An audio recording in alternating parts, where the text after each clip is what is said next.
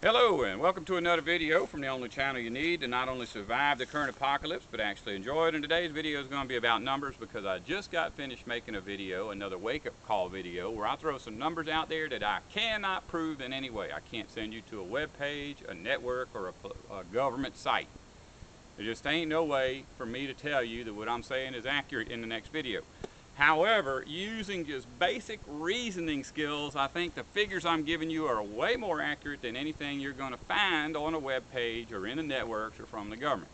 So I'm not telling you what you got to believe. I'm just giving you some options based on reality to compare to what's given to you by the government that is never based on reality. And I guess just an example of how you can play numbers and what the danger is to use actual numbers is, if you're an oligarch and you throw out a phrase like a long time ago in a distant land, you're going to look like you're telling a fairy story. But if you say 42 million years ago in what is now known as Texas, the first living thing came out of the primordial soup, well, that seems more realistic because you're actually given dates and places. What happens if the next scientist comes along and tells you a different date in a different place? So everybody has to be on the same page. And believe it or not, everybody is. But why is that? It's because years and years ago when they came out with radiometric dating, people were not on the same page. Paleontologist over here would find a bone and say it was 100 billion years old, and a paleontologist over here would find the same exact bone off the same exact species of animal and say it was 50 years old. And so there was a lot of confusion, and evolutionists looked pretty stupid. Back then, it wasn't the powerful religion that it is today. So I'm not going to tell you there's a conspiracy and that all evolutionists got into a room and said, look, from now on when we find a bone like that, let's tell people it's 12 million years old. That's not what happens. What happens is somebody that's highly respected in the evolutionist faith, who is a paleontologist, finds a bone and he dates it. From then on, everybody that finds one of them bones needs to stick to the program. If you're a million years out from what that guy said his bone is, you're going to have your grant pulled, you're going to get fired from your job, you'll never work again. So it's not so much that they all come together and just agree to lie, it's just that they know what's going to happen if they tell some kind of a truth that don't fit in with everybody else's truth, so they don't do that. And that's just the faith of the empire. That's not even the political system or the economic system. Those have their own faults. Let's talk about, well, here's something that I've got personal experience with. Every now and then, the networks will do some kind of show where they talk about how many millions of dollars are spent to help our returning veterans. What they don't tell you is almost all of that money is spent on lawyers whose sole job on this planet is to keep veterans from getting their benefits. There's probably 2 lawyers for every doctor working down at the VA. And in fact, if you go down there, well, the VA I used to go to, it's like a complex of about 30 buildings, and only one building has anything to do with medicine. Something to think about. Now, in my video that's coming up, I talk about fuel subsidies. We're led to believe that our economy is driven by supply and demand. This has never once been true. It's a fallacy. It's just designed to give you some kind of hope of one day aspiring to something better than you are. Reality is, this is a society that is driven by production cost. Period. You know, the guy that runs things knows how much he wants to get paid. So if he can make a roll of tape for a dollar, and he wants 25 cents for every roll, that's what you're going to pay for a roll of tape. If everybody in the world all of a sudden needs a roll of tape, you think the cost of tape is going to go up? Yeah, there's a million tape factories.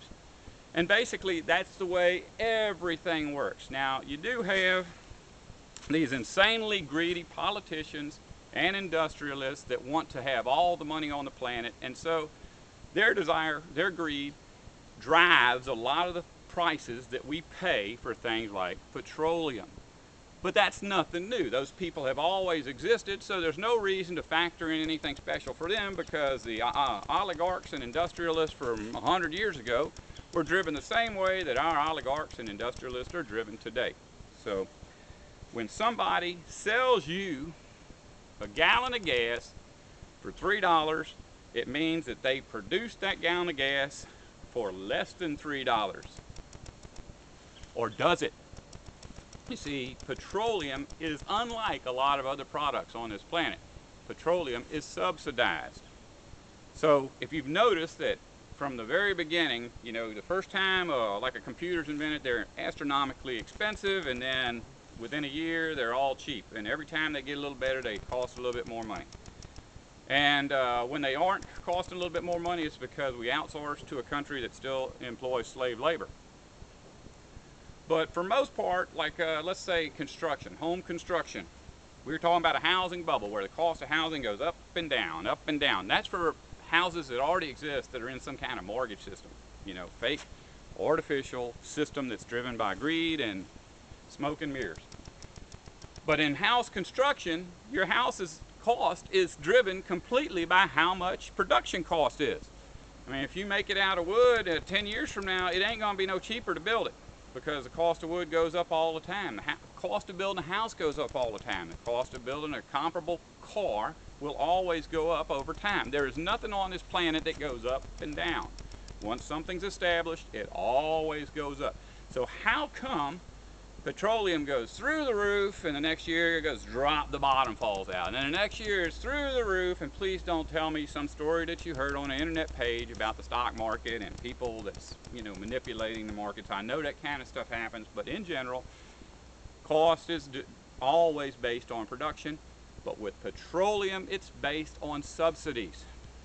Now, if you go to some web page, there's several of them out there that have information about subsidies, fuel subsidies, and they try to tell you that this fuel industry was subsidized to the tune of $42 million last year. And don't buy into that. When the cost of fuel goes down by $1, that means every gallon of gas on earth has been subsidized for $1. When the cost of fuel goes up by $1, that means it now costs $1 more to get fuel. Because fuel, as it gets deeper and deeper in the earth and there's less and less available, is going to take bigger machines using a whole lot more operating costs, which is actually basically fossil fuel that they themselves produce. So as the cost of fossil fuel goes up and the amount of fossil fuel it takes to run them pumps goes up, cost of fossil fuel can only go up. And if the cost of fossil fuel goes down, it's because of subsidies. I said in my wake-up call video that fuel has gone up by subsidies have gone up $7 on a gallon. I stick to that. I'm not going to be able to prove it. All I can tell you is that there are about $7 worth of subsidies for every gallon that have historically come into existence, and then when the cost has gone up, cost of fuel is going up. It's just basic reasoning skill. You're going to find that in everything.